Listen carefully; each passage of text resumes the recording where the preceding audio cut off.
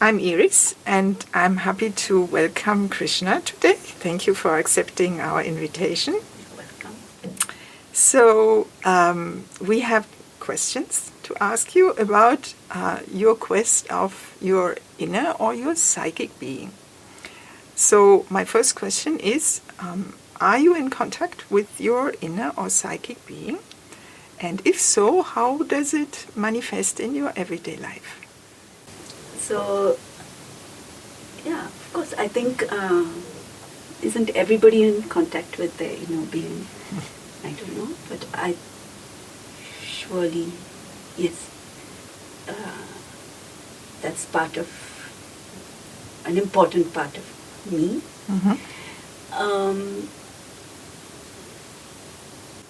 To say how it manifests in my daily life, I guess, would be like first to identify as what it manifests as. Like, how do I know it's the psychic being and not something else? So that's like, actually, when I came to Auroville, Barbara was one of my important mentors.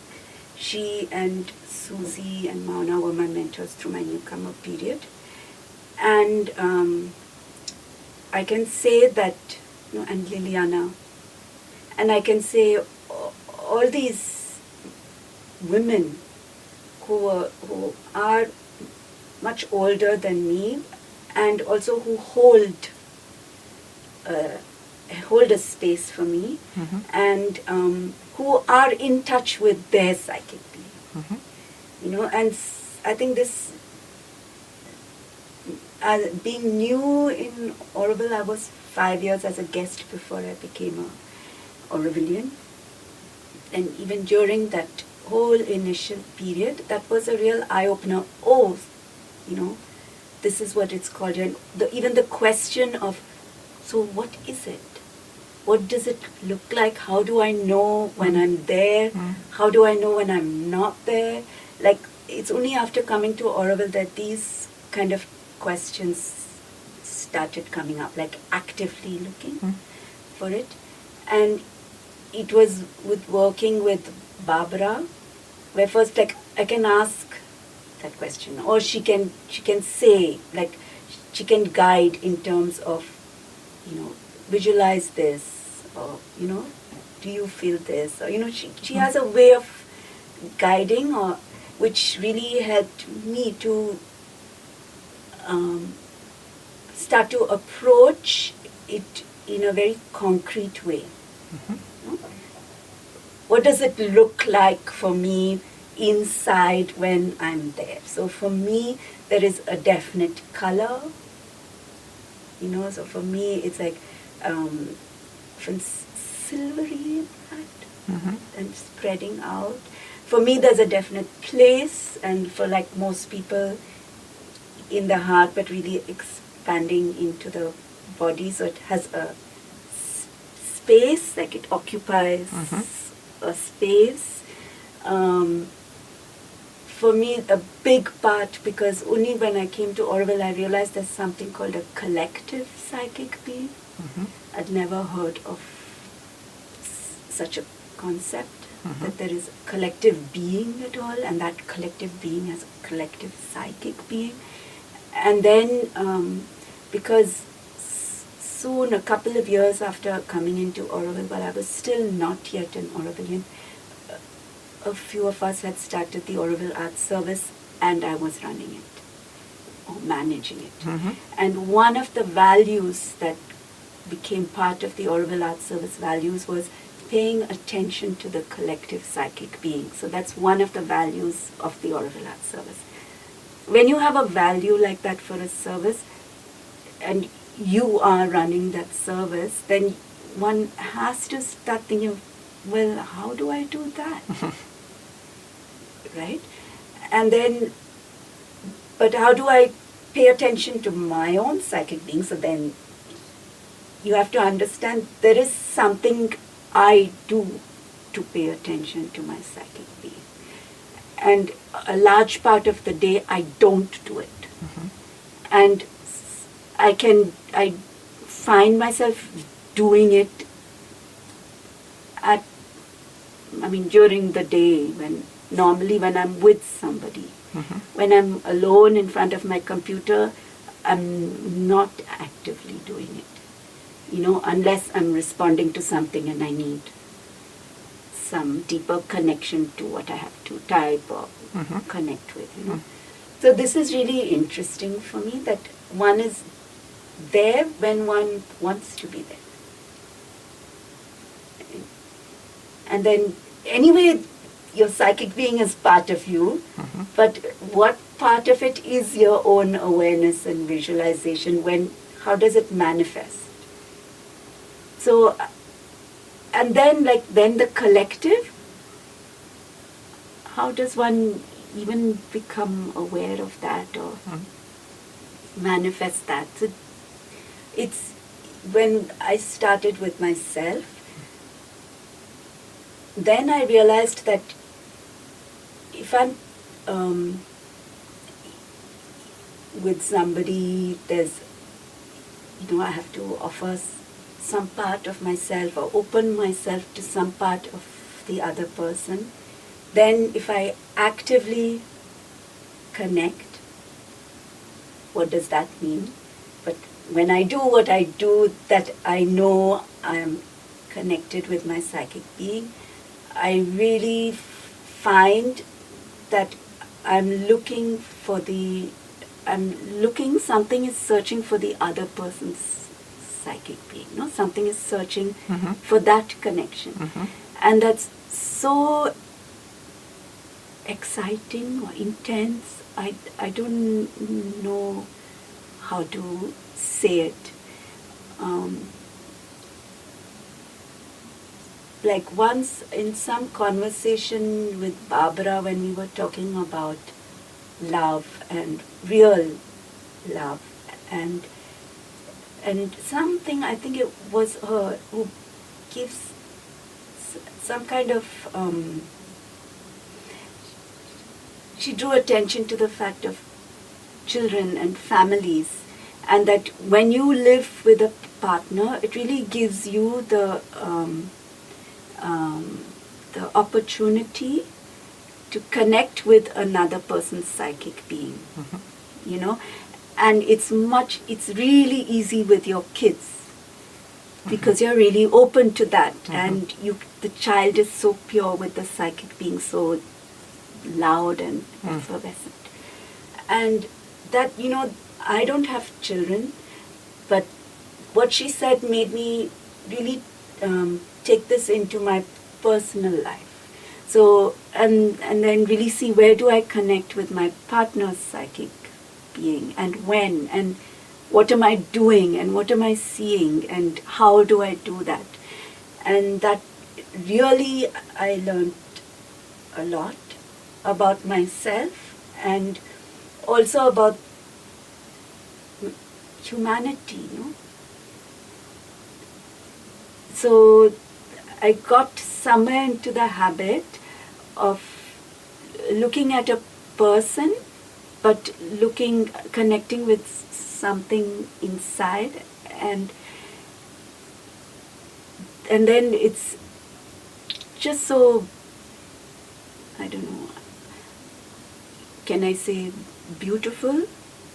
Or I'm always so surprised, because I just feel like so many of us we have such like, if I look into, when, like, sometimes I see, like, say with Christoph, my partner, and I see that joyful little child, and I look, and it's just so, it's so wonderful, it's so tender and touching, and it happens with other people also, when I look at them, it's not that I know them or some, obviously with your own partner, in different moods, you can have the opportunity to keep connecting and looking for that. With other people, that's not the same, but somehow one can connect, and especially in these times in Auroville, then it's really interesting for me, because out of habit, because now I've made it into a kind of habit. When I'm with a person and if I'm talking, there's something in me that's seeking that connection. And so it happens that even people who are so-called on the other side, who are doing things of extreme violence that I completely disagree with, that sometimes I see them and my heart melts. I don't know what it is, but I look at them and I really feel, and I do smile and say hello, and I just wonder, like, how can you like that person, Krishna? They're doing such horrible things. Like, but it's just there. I just like that person, and I do know that all of us have such horrible, horrible, horrible sides to us.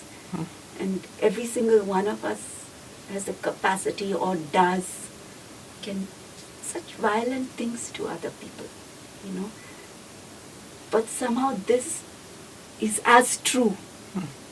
It's as much a truth of me or you as the really terrible sides of us are also true. So so I've been thinking a lot about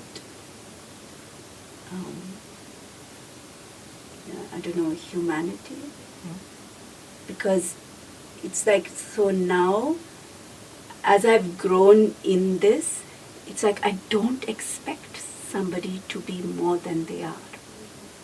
I don't expect you to be always some angel.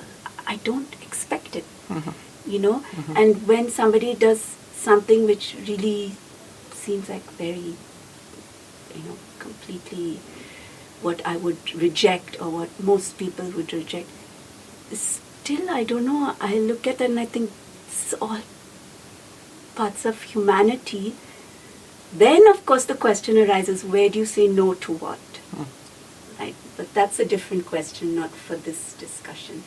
Then we come into this whole aspect of the collective psychic being, and I feel that's a real question that we in Auroville, we're asked to do that, right? We are asked to pay attention to the collective psychic being. So we better find out how to do that, isn't it? That's part of the whole reason of being here. And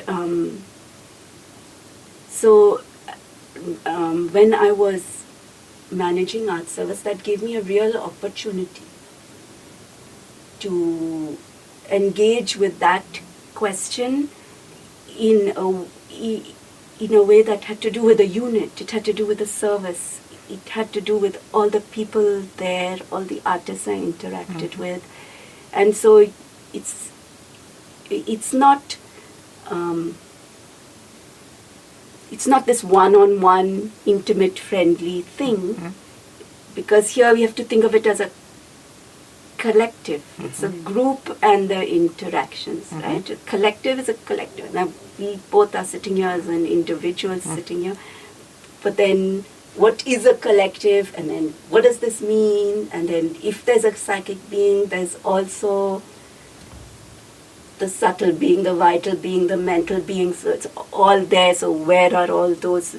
It just starts a huge, a very interesting search. And I started looking at, well, in what instances do I connect with another person's psychic being? And the easy way that it started for me is through friendships, right?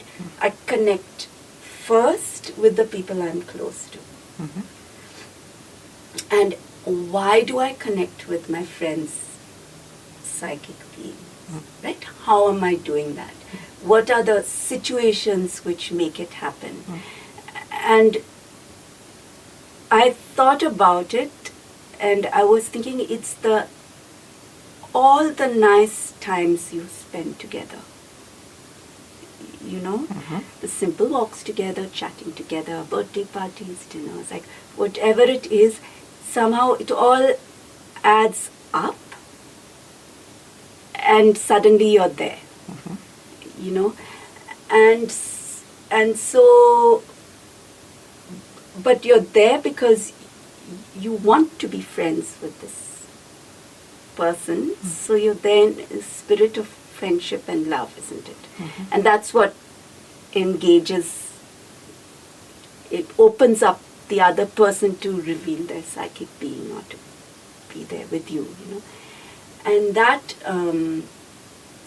so how to do that in the collective. So we thought, like, we can organize some kind of joyful, happy experiences which have to do with the collective meeting, potlucks, things where you're just sharing a good time with no other expectations.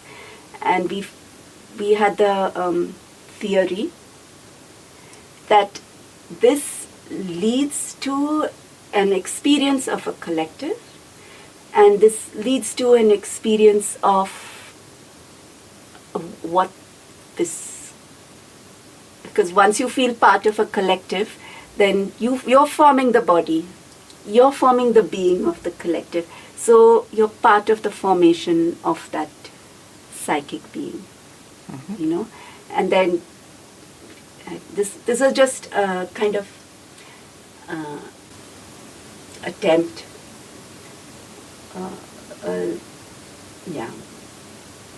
we take it very seriously.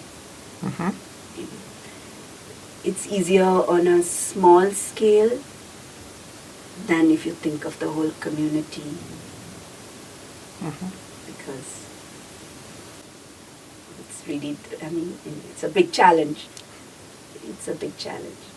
How do you know when you're there? I don't know. How do you know when the collective is feeling the collective psychic being, or how do you know when you're paying attention to the collective psychic being? I really don't know. But it's something that I try to practice. Try to look for. And is there any specific practice that you use on personal level or on collective level? I mean, is there anything practical to connect? For me, there's visualization and intention. Okay.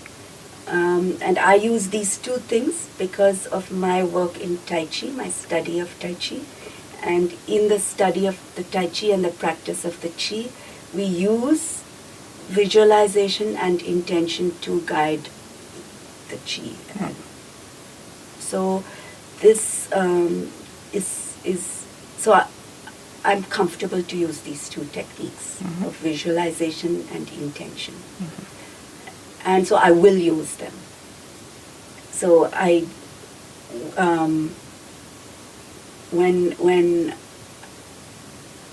I'm by myself and I'm just wanting to be there, I will have an visualization to help me, which is just of this silver light expanding inside it, and then I can be there.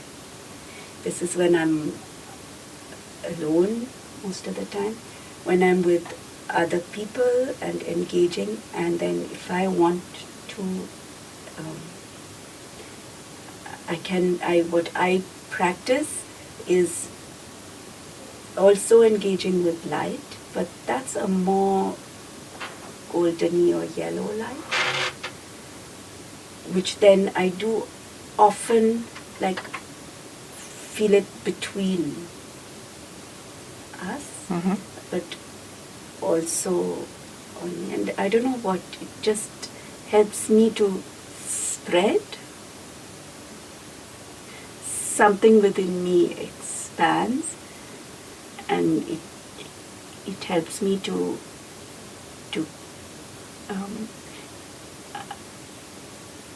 try to be with what the other person is saying as much as I can at that moment. Mm.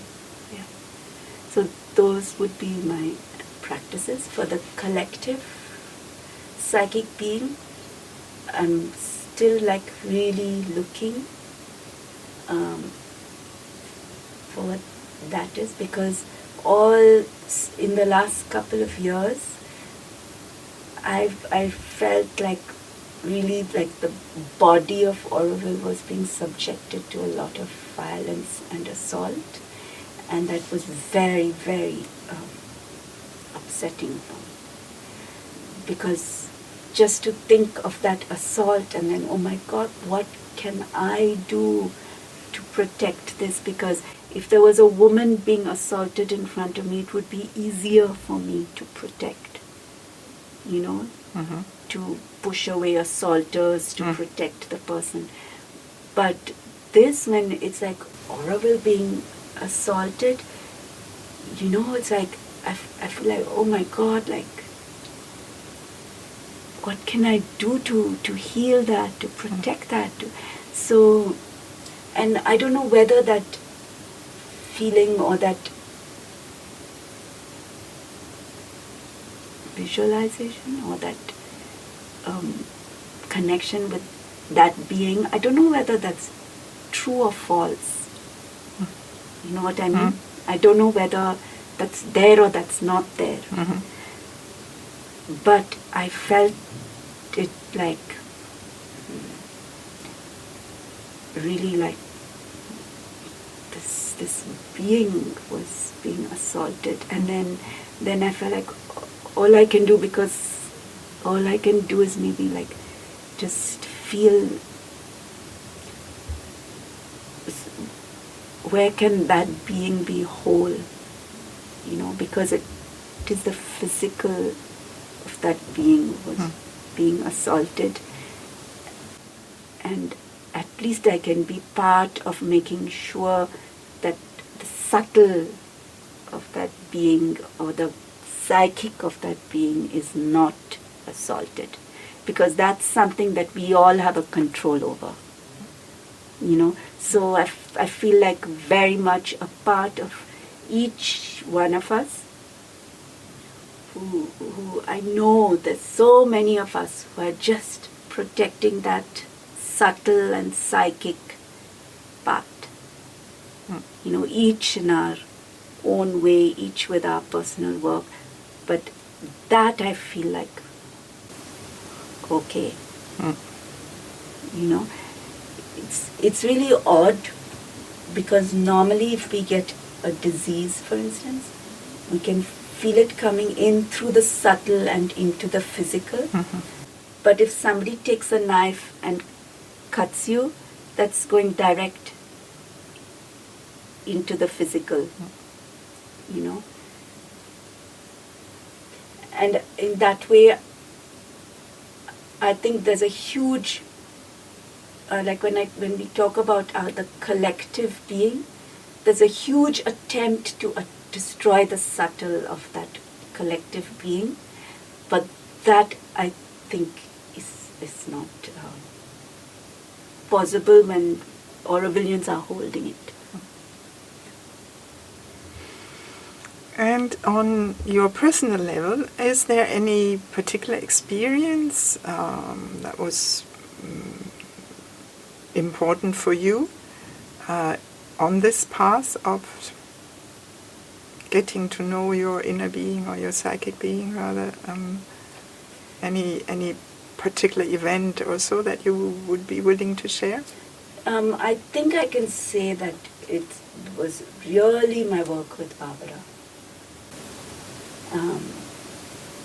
that opened me to that experience. How, I don't know. Just through conversation and through the energetic work, I just could have the experience of being there with somebody who feels it, right? With somebody who knows when you're there or not, who is not saying anything, because that's not she was doing her energy work, but if I'm there, then suddenly she feels it. She says a word or two, but it's clear that she immediately feels something, right? So that makes me realize, it gives me a kind of feedback. I think that was the important thing for me. The other important thing was just when I started to realize that I can explore this through my connection with my partner. Like actually just like connecting with his psychic being, just like watching, I don't know, a certain sparkle come in the eye, a certain look, which I know so well now, but that, and then I know, wow, that's really him. And then I know that to see that I'm actually in a space that's really me, So that actually gave me the the practice of going in and out and being there with another person. So after really like that and engaging with it, because the interesting thing about living with somebody is there's so many emotions, and pretty soon you can practice when you're really like angry or upset or whatever, connecting, right? Pretty soon you can start to practice that, to have both. It's okay to be angry at somebody and still really connect with their psychic being. And then what it does, because it changes things. But this kind of practice at home just made me start to be able to connect with other people differently and practice it at other times with other people. And do you feel there are any pitfalls, any traps on the path of this quest?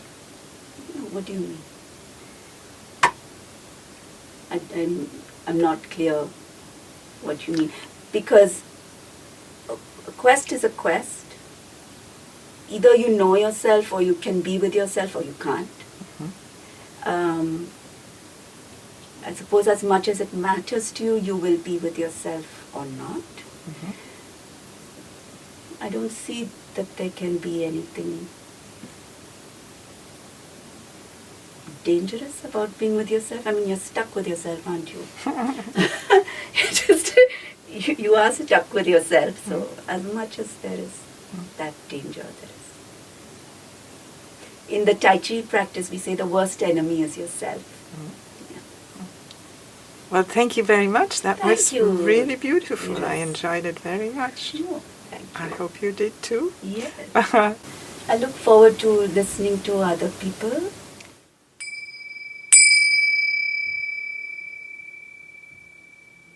Thank you for listening to this testimonial.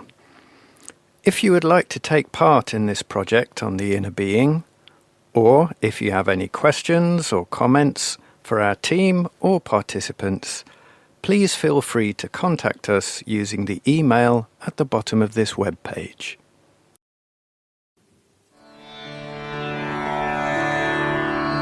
This is Auroville Radio, Voices from the City of Dawn.